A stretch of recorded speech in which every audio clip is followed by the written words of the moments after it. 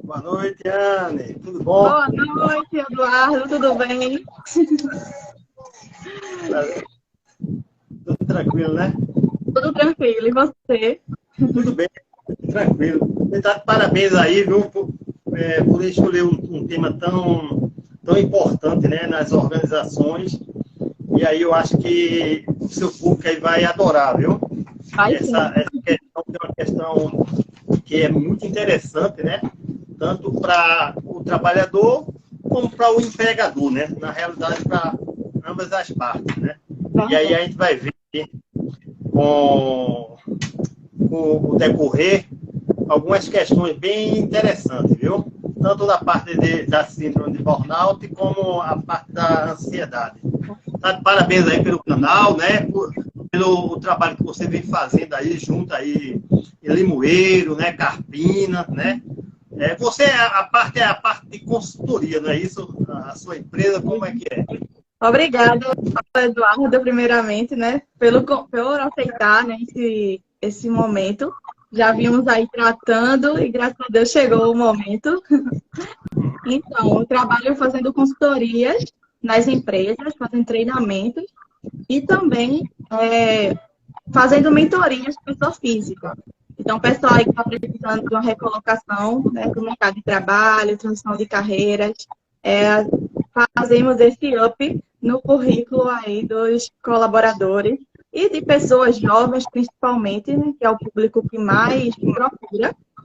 E aí sabemos que os jovens estão nessa fase aí da descoberta também, né, do medo, e aí a gente precisa também dar esse apoio emocional para eles. Que bom, que bom. Aí tá aí o professor Cláudio, né? O especialista na área de trânsito aí, viu? Professor também na parte, viu? Você precisar da parte de trânsito, de educação de trânsito, tá aí um colega aí que é excelente, vem fazendo um trabalho magnífico, professor universitário, né? Atuante, psicólogo, bem atuante aí. Um abraço, professor. E Que aí os bom, colegas aí seja entrando aí. bem-vindo. Já até externalizar o convite para ele também no próximo momento, porque o que mais estamos vendo, né, é o índice de violência no trânsito aumentando, justamente pelas pessoas estarem aí com os estresses a mil. Verdade, verdade. Tô E aguardando. aí, como é que você quer demorar mais um pouquinho para as pessoas entrarem, né? Como é que você quer estar programando aí? Por enquanto, tem poucos ativos, né, aqui, visualizando, mas a gente pode ir conversando, dialogando aqui, e na medida que o pessoal for entrando, eles seguem acompanhando. Tem algumas perguntas também já para se passar, né? E aí a gente pode ir respondendo também no decorrer da live essas perguntas também de quem deixou aqui no chat. Que bom, que bom. Eu vi lá, você colocou aí algumas perguntas, né, para que as pessoas participem, né, de algumas questões aí relacionado a burnout e a questão da ansiedade, e a gente, na medida do possível, vai respondendo, viu? Muito bom. E fica bem interativo, né? Fica legal. É. Assim, são temas que, embora hoje vemos com mais frequência, né? Tanto na TV quanto no Instagram mesmo, que as pessoas estão sempre fazendo alguma publicação, mas ainda é um tabu para muitas pessoas. Então, muitas vezes as pessoas pensam assim, fazer terapia, para que fazer terapia? Pensa que terapia é só chegar ali e conversar, é só um desabafo, mas não é só isso, né? Você está ali tendo um acompanhamento com um profissional que vai nos direcionar realmente para o alívio daquele problema. Verdade, né? Verdade. Ainda existe algumas pessoas com esse pensamento, né? Um pensamento que não está muito em sintonia com a questão da ciência, né? Que hoje a psicologia é uma ciência comprovadamente aí em todo o mundo, né? E aí, mas as pessoas, ainda tem algumas pessoas que têm um certo preconceito, né? E aí tem essa mentalidade, mas é importante que a gente desmistifique isso, né? No dia a dia. E aí a gente vê que a psicologia atua em várias áreas, né? Em várias áreas. E a importância hoje, por exemplo, na justiça, no sistema prisional, na escola, nas organizações, na parte clínica, na parte social, na parte de perícia. Então, em tudo que você imaginar, está a psicologia atuando aí de forma científica e de forma técnica, né? Hoje a gente tem reconhecida e do ponto de vista científico, e aí os psicólogos estão de parabéns por atuarem nessa área, né? Eu particularmente, eu tive a felicidade, eu sempre digo aos meus alunos e aos colegas que eu me formei, na realidade, em psicologia em 99. Então, para você ter uma ideia. Em 99, lá na minha época, eu fiz tanto a parte clínica, formação em psicólogo e em psicologia, e a parte de licenciatura plena. Então, eu fiz a formação e a licenciatura plena. E aí, quando eu me formei, foi em 99.1, eu já estava trabalhando. Aí estava trabalhando, atuei na parte educacional, atuei na parte do sistema prisional, na parte clínica, na parte social e por aí vou. Hoje eu tenho especialização em educação, como eu sou preceptor também, e aí eu tenho especialização em saúde mental, hospitalar e psicologia do trânsito também. E a gente sempre está aprendendo, né? A gente sempre está estudando aí. E hoje, como funciona? Ainda está ativa a questão assim, de fazer também os encontros nas terapias online ou já voltou o método só presencial? Não. Hoje, veja bem, o psicólogo ele tem as duas opções. Hoje tem um regulamento, né, uma resolução, melhor dizendo, do Conselho Federal de Psicologia, que reconhece que os psicólogos, para fazer o atendimento online, ele tem que se cadastrar, no caso do Conselho Regional de Psicologia, né, para ser um cadastro e ser autorizado. Então, não é qualquer psicólogo que pode atuar na parte online. Para ele atuar na parte online, ele tem que ser cadastrado no Conselho Federal de Psicologia, tá entendendo?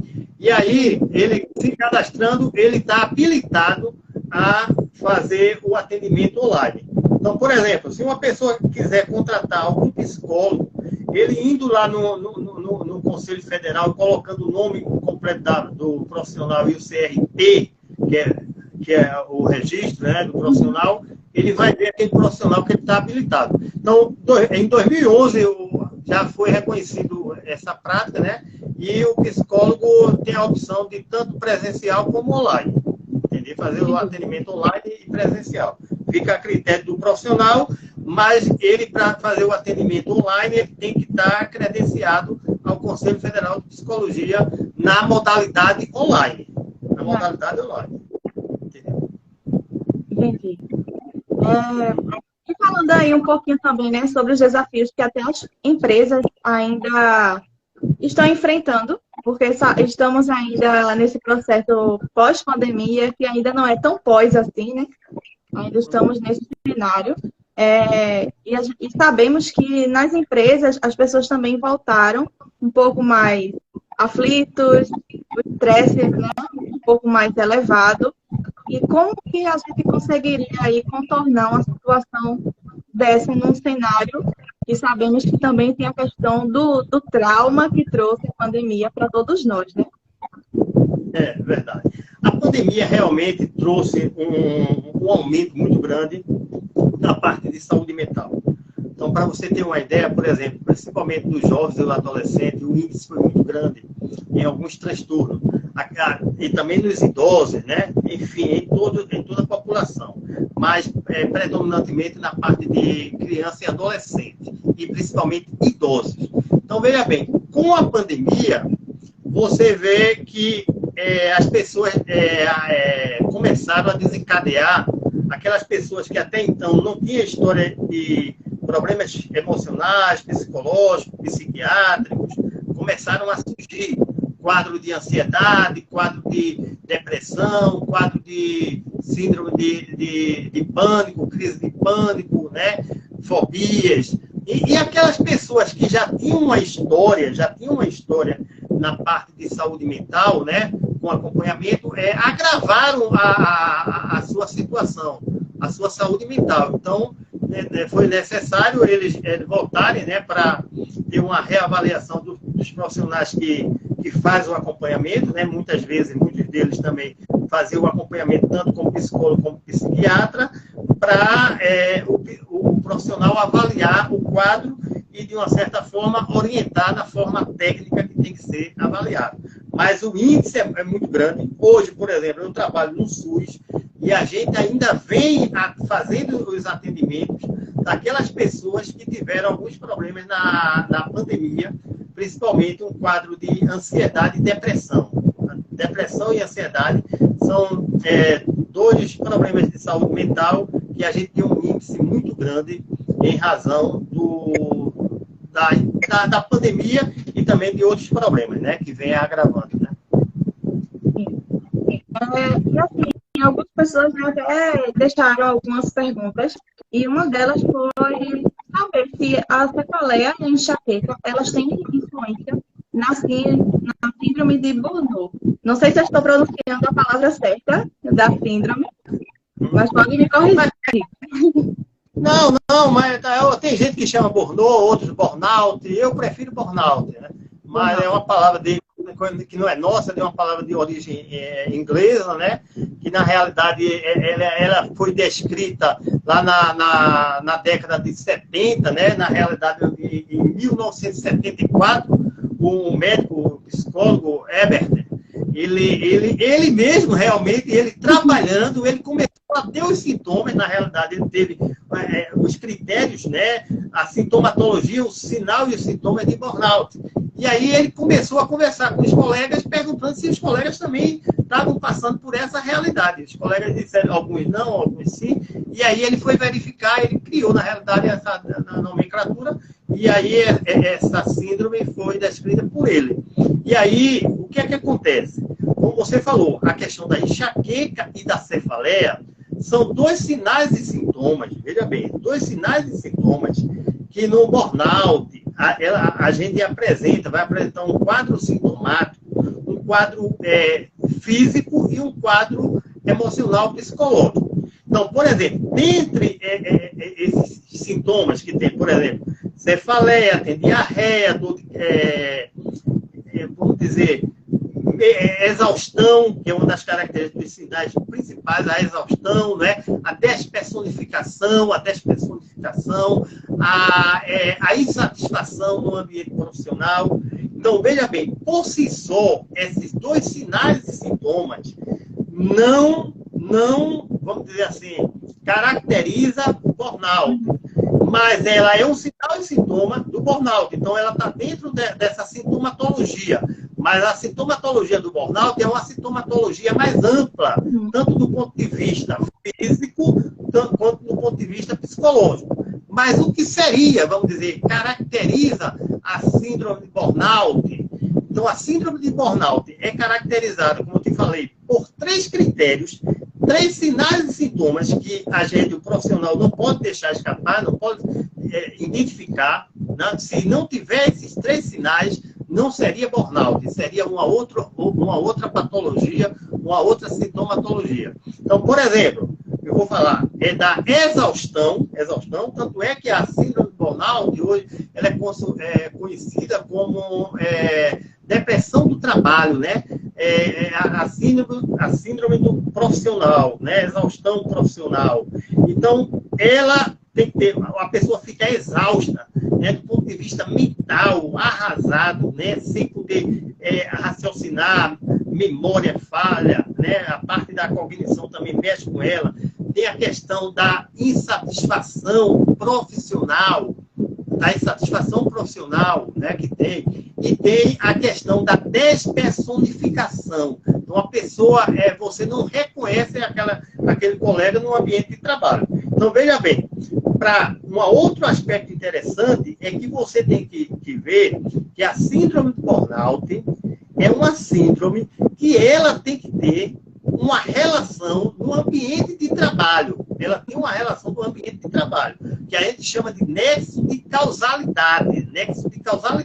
Então, o profissional, psicólogo ou psiquiatra, vai avaliar todo o contexto daquele empregado, né? O que é que está acontecendo, como está acontecendo, o que é que ele está sentindo, os sintomas, como foi originado tudo isso. E aí, se tiver esses três aspectos, com a relação do trabalho, com o aspecto danoso, né, em relação à patologia e o nexo de causalidade, a gente pode, vamos dizer assim, diagnosticar como burnout. Agora, necessariamente, cefaleia, e qual foi o outro aspecto que você colocou? Enxaqueca. A cefaleia com enxaqueca não necessariamente caracteriza burnout.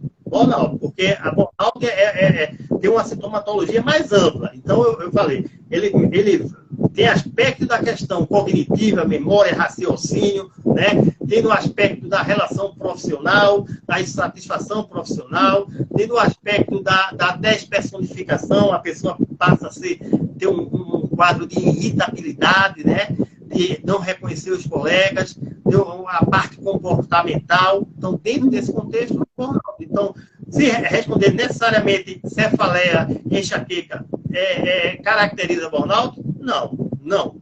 Respondendo tecnicamente, não.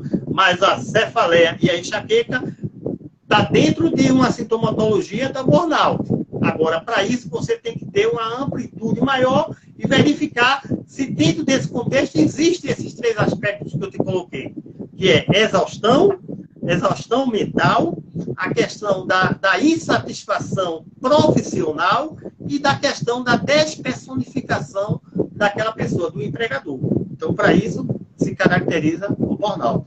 E até um outro aspecto interessante, Aniele, que é importante a gente falar aqui, para os seus ouvintes aí, os seus seguidores, que o burnout, a Organização Mundial de Saúde, em 2022 agora, ela inseriu no código na classificação internacional de doença, que é o CID-11, que saiu agora em janeiro, como doença profissional e ocupacional. Então, para você ter uma ideia, hoje o burnout é reconhecida como doença ocupacional.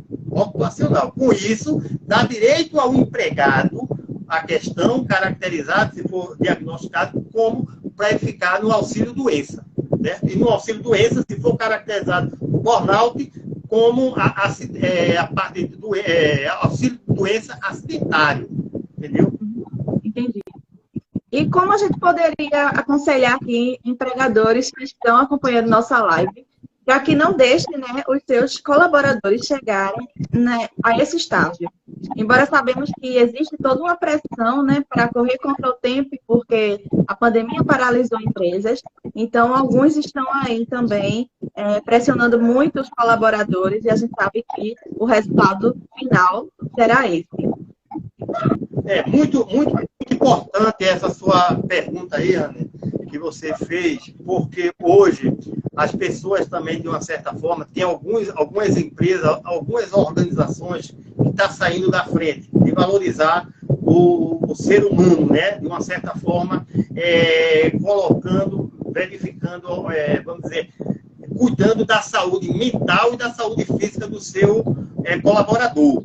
Então, por exemplo, tem algumas empresas que dentro da própria horário, eles têm um intervalo para você fazer uma yoga, uma meditação, uma atividade física laboral, né?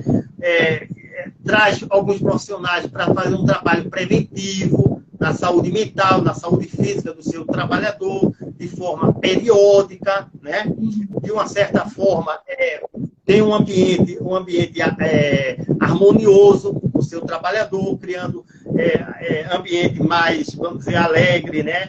Prazeroso. Então, isso é positivo para a saúde do empregador. Então, valorizando, de uma certa forma, a saúde mental e física do trabalhador, né? Então, tem empresas já que fazem alguns trabalhos, por exemplo, com consultoria, né? De algumas empresas especializadas, como essa sua, com alguns profissionais de psicologia fazendo um trabalho preventivo dentro da empresa, né? Dentro da empresa, de uma equipe multiprofissional, né? De alguns empregadores solicitando periodicamente a avaliação da saúde mental daquele empregado e da saúde física, né? Mesmo que hoje a gente sabe que existe uma obrigatoriedade do ponto de vista legal de você, no caso, como você entra, você faz o exame admissional e quando você sai, você faz o exame demissional. Mas o empregador tem toda a autonomia de pedir outros exames complementares visando o bem-estar e trabalhando de forma preventiva nas empresas. Temos também uma outra questão que é importante, é o trabalho dos profissionais de educação permanente dentro das organizações, né? Prevalecendo e verificando até alguns trabalhadores que estão adoecendo, alguns sinais e sintomas, e aí você chama aquele trabalhador e oferece, né? Porque o empregador tem a obrigação, quando encontra o empregado em situação de algum problema de doença emocional, doença física, de oferecer o tratamento. Tá entendendo? De oferecer o tratamento. Então, já se tem algumas empresas pensando nessa vamos dizer assim, precaução, né? Em saúde mental. Como lidar com o colaborador, com crise de ansiedade, ou até mesmo com a própria depressão, enquanto está ali na atividade na empresa, né? Como que a empresa também poderia dar esse suporte internamente? É verdade, é importante também, como você bem sabe, hoje o quadro de ansiedade, o transtorno de ansiedade, como a depressão, o Brasil só perde para a China. O Brasil tem um índice muito grande de pessoas com quadro de transtorno de ansiedade, né? E aí é importante a gente diferenciar, Anne, diferenciar três aspectos. O que seria um transtorno de ansiedade, o que seria um ataque de pânico e o que seria a síndrome do pânico, né? A síndrome do... Por exemplo, a ansiedade é uma coisa inerente do ser humano. Então, é o que a gente chama de ansiedade positiva. Então, o ser humano, por exemplo, é como se fosse uma reação, né? Uma reação que ele tem de se proteger. Então, você vai fazer uma prova, você vai ficar um pouco ansioso, mas você controla aquela tua ansiedade e você vai fazer a sua prova numa boa. A pessoa vai ter, no caso, a mulher vai ter um filho, ela vai ficar um pouco ansiosa, mas dentro da normalidade, né? Sem nenhum sintoma ou sinais patológicos, né? Mas quando isso passa, então tem muitas pessoas que confundem, por exemplo, a crise de pânico, ou ataque de pânico, ou no caso, o transtorno do pânico, né? Então, tecnicamente, tem diferenças. Então, se você ver, o empregado que tem um quadro de ansiedade, vamos dizer que essa ansiedade, de uma certa forma, está acima da normalidade, já trazendo prejuízo para seu comportamento, né? Traz seu comportamento, até mesmo na organização. Como seria esse quadro de ansiedade? É que você, por exemplo, fica, naturalmente, a predominância de ansiedade, interfere no teu raciocínio, na tua memória, né? Trazendo alguns aspectos também, alguns aspectos fisiológicos, né? Muitas vezes tem diarreia, muitas vezes tem cefaleia, né? Algumas pessoas sentem falta de ar, ou dispneia, ou desconforto, transpira, né? Então, isso é um quadro que a gente chama de ansiedade generalizada. No caso do ataque do pânico, ou da crise do pânico, né? Ela vem sem nenhum aviso, acontece de repente e não tem um desencadeador, não. No caso do ataque e do transtorno do pânico, não tem um desencadeador, vamos dizer assim, identificado. Então, você tem um ataque que ele vai apresentar essas duas sintomatologias que eu falei, a sintomatologia emocional e psicológica e a fisiológica, né? Trazendo esses dois aspectos aí. E no caso do que a gente chama de síndrome do pânico, o transtorno do pânico, tecnicamente seria esse nome, transtorno do pânico, ela vem com ataques recorrentes, né? Então, por exemplo, nesse transtorno do pânico, você pode trazer algumas comorbidades. No caso, você pode também trazer, apesar que você vai ter lá uma questão você pode ter um ataque do pânico e trazer alguns aspectos de agorafobia, medo de altura, medo do medo de sair, medo de algumas atividades até que era prazerosa, você deixa de desenvolver, com medo até de ter o ataque ou o transtorno do pânico, né? Ou a síndrome do pânico. E aí você pergunta, na sua pergunta, como seria que o empregador poderia, de uma certa forma, ajudar no sentido de identificar esses quadros, né? De ansiedade ou dar uma melhorada. Então, veja bem, hoje nós sabemos que a questão de saúde mental é um pouco mais abrangente. Saúde mental não significa dizer só o fármaco, só a medicação. Saúde mental, hoje você tem que ter uma boa alimentação, alimentação saudável, né?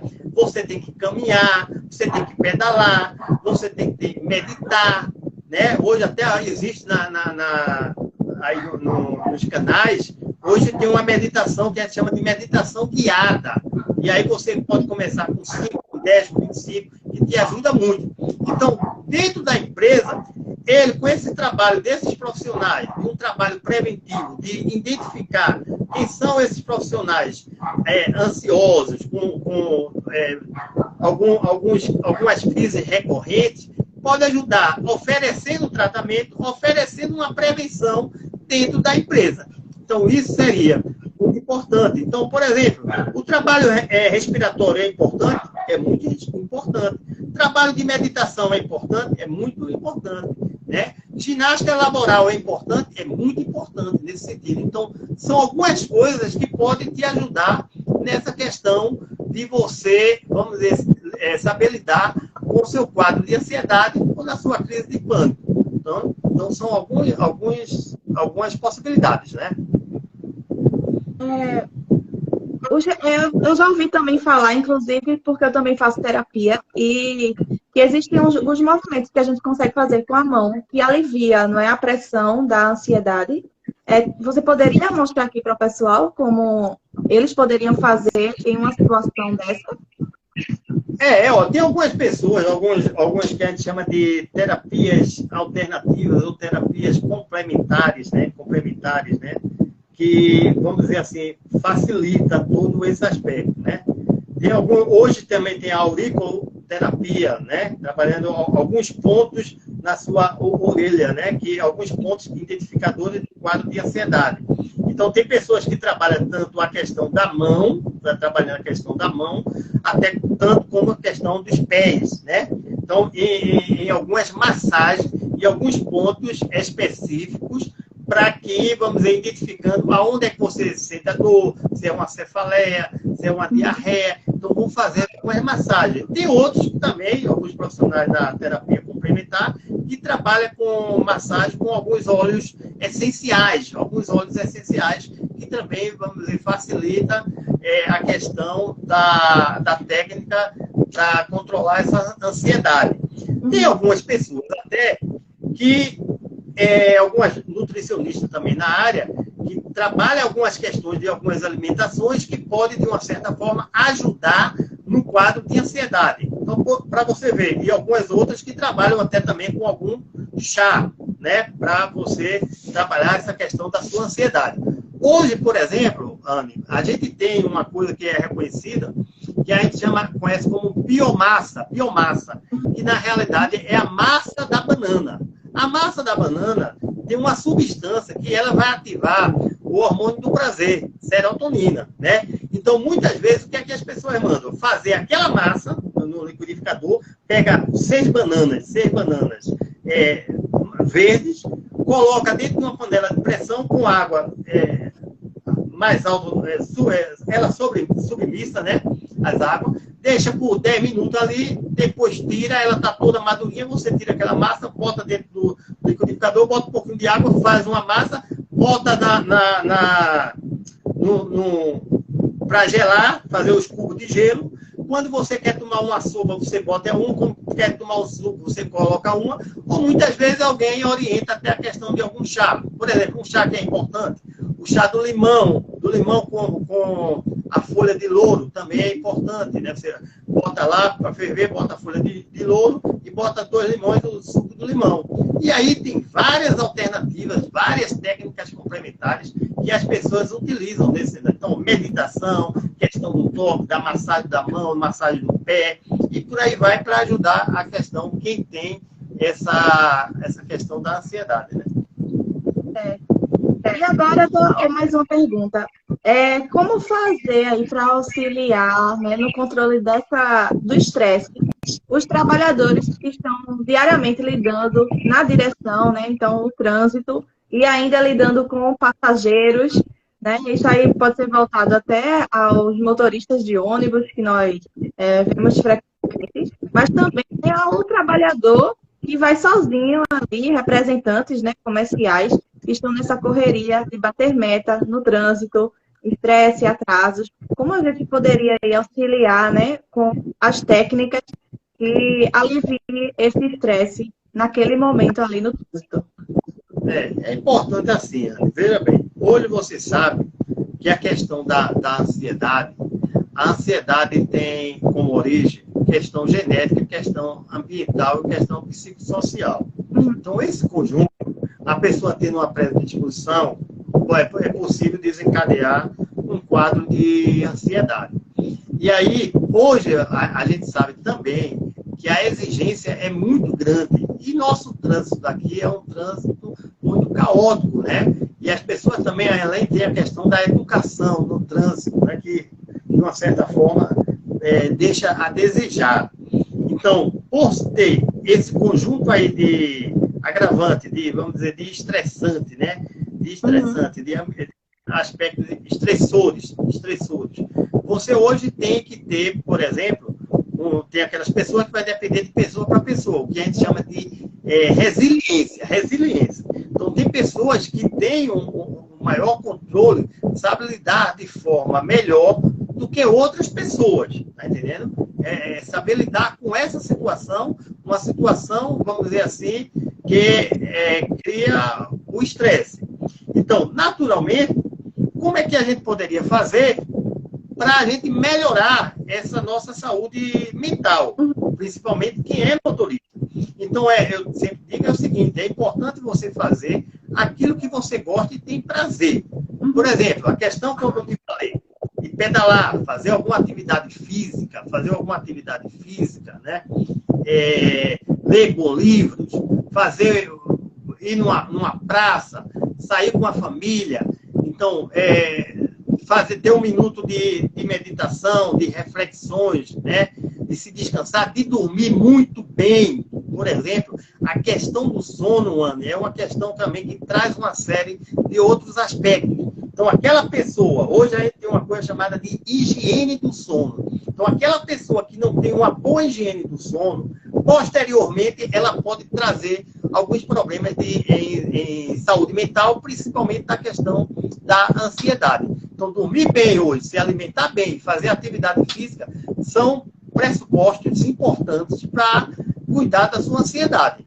Então, eu diria que procurar amizades positivas, não procurar pessoas tóxicas, que também não adianta você falar com pessoas tóxicas o dia todo, né? Você tem que falar com pessoas ou criar um vínculo com pessoas que te colocam para cima. Você imagina aquela pessoa o tempo todo, né? Te criticando, com fofoca, trazendo novidade. Então, isso não é um aspecto, não é um estimulante positivo para a sua saúde mental.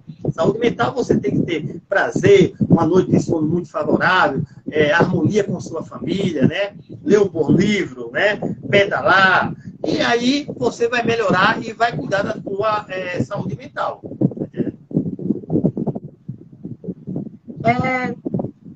Falando ainda também, né, sobre a questão da síndrome de burnout, que traz também, né, a questão da ansiedade. Sabemos aí que estamos ainda nesse processo de reeducação, né? E isso também está refletindo dentro do cenário educacional. Então, estamos também vendo, né, que os professores apresentam também uma certa exaustão em sala de aula, e lidar muitas vezes com crianças também traz esse outro conflito, né? Então, muitas vezes a criança já vem com conflito de familiares, né? E leva para a escola, e aí o professor precisa ser ali aquele mediador. Qual o conselho assim, para o professor que hoje está iniciando a carreira ou que já está enfrentando um cenário diferente de uma geração que já nasce com a tecnologia e aí já vem vários outros fatores que envolvem esse cenário?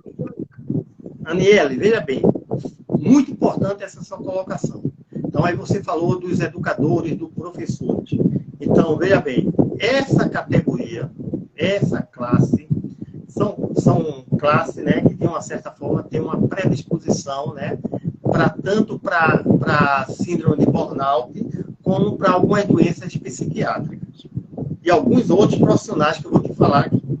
Agora, veja bem, quando a gente iniciou nossa discussão, falamos do seguinte, que burnout é uma síndrome que tem uma relação com o ambiente do trabalho e que, pelo alguns critérios que eu falei, exaustão, insatisfação profissional e despersonificação, né? E outras sintomatologias, sinais, a gente vai classificar.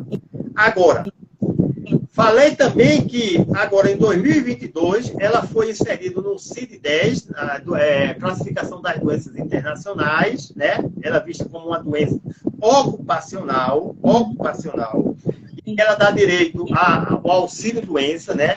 E que ela dá direito até nas empresas à questão de tanto os danos morais como danos materiais e previdenciários. Isso é outro aspecto para se falar. E aí você falou dos professores e dos educadores, que são profissionais que vêm desencadeando o quadro de uma sintomatologia de síndrome de burnout, né? E aí, veja bem, eu vou além mais, eu vou colocar alguns outros profissionais, eu vou especificar da questão dos educadores. Você falou educadores, né? Policiais, gênero, policiais também, psicólogos, psiquiatras, médicos, advogados, enfermeiras, assistentes sociais. Esses profissionais têm uma predisposição de desencadear a síndrome de burnout. Então, esse é um aspecto. Então, no aspecto específico que você veio me perguntar, da questão dos educadores, dos professores, para você ter uma ideia, a nível Brasil, o percentual de adoecimento dentro da escola e dentro de sala de aula é mais de 40%. Mais de 40% dos profissionais adoecem em razão de síndrome de burnout e que desses 40%, 20% ou 25% retorna e os outros não retornam. Porque você sabe também que a questão do burnout, além, veja bem, tem aqueles que vai retornar e tem aqueles que não conseguem retornar. E aí, vamos dizer, ele fica incapacitado. Tanto é que a doença é uma doença hoje reconhecida como uma doença incapacitante. Então, é um quadro que afeta esses profissionais de forma significativamente. Certo? Entendi. Eu vou só fazer aqui uma rápida chamada aqui com o pessoal que está acompanhando, que pode estar mandando perguntas no decorrer aqui da nossa conversação, que vamos responder. Vi que chegou aqui uma mensagem, que foi do Elson, onde ele fala, né, que essas ações que as empresas hoje estão fazendo, né, como, por exemplo, os exames complementares periódicos, que você citou, é muito importante para a marca empregadora, né? Então, realmente, a gente visualiza que quanto mais as empresas investem, né, na saúde mental dos seus colaboradores, ela também se destaca no mercado, porque quem não quer trabalhar em um ambiente saudável, né? Quem é que não quer ser bem atendido quando chega em um comércio? E, às vezes, esse reflexo aí do atendimento ser ruim, né? Isso como ruim é justamente o cenário que pode estar acontecendo aí um conflito interno e acaba sujando a empresa como um todo, né? Verdade. E aí a empresa só tem benefício, né? Como o colega aí falou, porque se você ver, se a empresa que faz um trabalho preventivo, trabalhando na questão da saúde mental e da saúde física do colaborador, só vai ganhar. Porque imagine se a empresa não tem essa mentalidade, não tem essa metodologia preventiva, o trabalhador, a maioria do trabalhador vai adoecer, vai ficar no auxílio-doença, ele vai ficar desfalcado do empregado, né? E aí fica um pouco complicado, tá entendendo? Vai ficar um pouco complicado. E ele vai ter só prejuízo. Não é interessante para o empregador. O interessante é fazer um trabalho preventivo e que os profissionais de saúde mental, né, continue e aumente mais esse trabalho na empresa, nas organizações, né? E tanto a parte do psicólogo, do médico, da psiquiatria, da terapia ocupacional, da físio, enfim, da equipe multi, né? Que é importante nesse sentido aí. Eduardo, fala aqui pra gente também agora onde você atende, né, onde as pessoas podem estar te procurando, além do seu Instagram, que está aqui disponível, né, sempre atento e levando informações muito importantes, tanto nos seus stories quanto na sua própria publicação, na sua timeline, né, no feed. Você está sempre aí, sempre, trazendo para a gente informações novas, como agora, né, com a síndrome de burnout sendo reconhecida como uma doença ocupacional, que para muitos que estão aqui pode ter sido, inclusive, uma notícia nova, não é? E você trouxe aí, explanando muito bem todas essas observações. Então, veja bem, eu vou só também complementar um pouco aqui da minha fala, que eu agora você falando me lembrei, que é importante também para os colegas, é que eu queria falar que o burnout se dá no ambiente de trabalho, mas se dá além do ambiente de trabalho, Aniele. Hoje já tem alguns estudos, algumas pesquisas, trazendo, por exemplo, que a dona de casa já desenvolve o burnout em razão de cuidar dos filhos, os acadêmicos também desenvolvem o burnout e a cuidadora também já desenvolve o burnout. Então, além da organização, além do trabalho, já estão se estudando e verificando que a sintomatologia também é uma sintomatologia da síndrome de burnout. E aí, em relação ao que você me pediu, eu vou deixar assim, hoje eu estou atendendo só online, né, em razão da minha disponibilidade, eu digo do ponto de vista que eu trabalho 40 horas, trabalho pelo SUS, e aí eu tenho a minha disponibilidade aqui na noite, fazendo um trabalho online. Então, quem tiver interesse, por uma questão ética, eu peço que entre no meu direct, né, faça alguma solicitação ou deixe alguma mensagem que depois eu retorno. Por uma questão ética, né? Mas aí, só para avisar que eu estou atendendo na modalidade online. Quero deixar aqui meu agradecimento a você. Temos aqui o feedback já de Marcos, né, dizendo muito boa live. Obrigada, Marcos. Obrigada a todos que estão aqui presentes.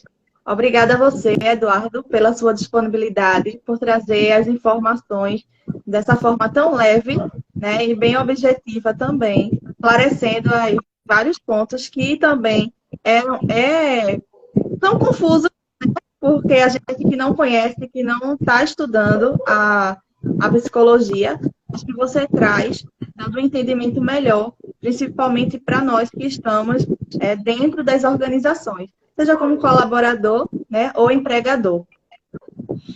Só quero agradecer, viu, e elogiar, né, prestigiar vocês aí, principalmente esse seu trabalho que vem fazendo, trazendo aí para os seguidores, né, algumas informações importantes, alguns temas bem pertinentes, né, como esse tema do burnout, né, e aí você traz, ontem eu assisti a sua live com a contadora, né, trazendo também algumas temáticas bem interessantes na área do MEI, né, e aí você sempre está trazendo profissionais, né, que vem trazendo algumas informações muito importantes. Vocês estão de parabéns, eu agradeço.